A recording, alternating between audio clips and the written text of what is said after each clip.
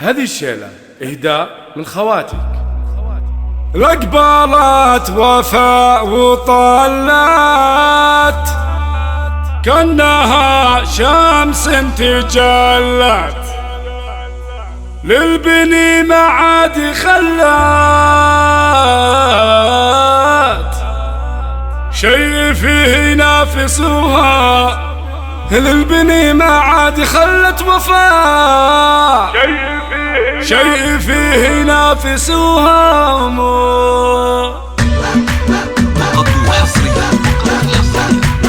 لدى استوديو طرب خليجي.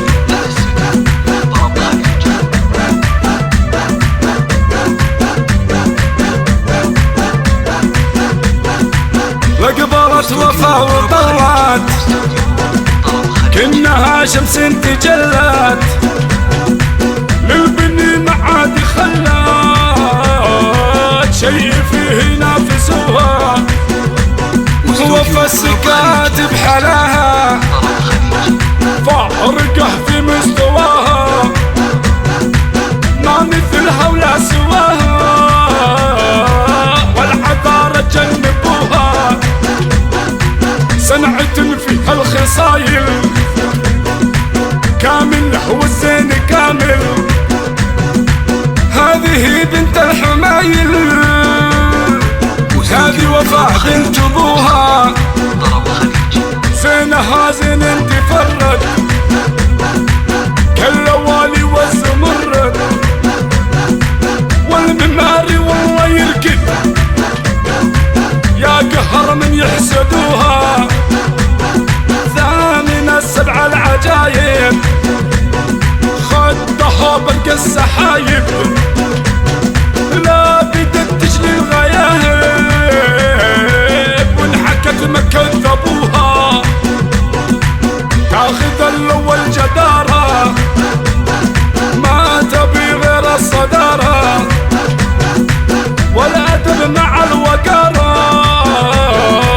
طبع فيها ما عطوها، الكرم والطيب فيها ورثها وورث بيها، والمكارم تحتويها وتكتسيها كل ابوها.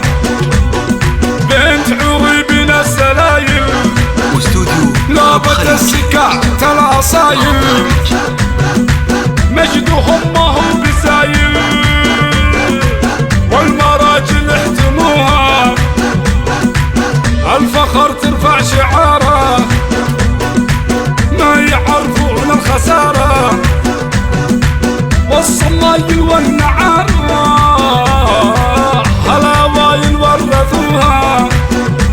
جت يا وفاء الفرايد والمدايح والقصايد، فيك حق ما نزايد، يبدلش من عددوها، يبدلش من عددوها.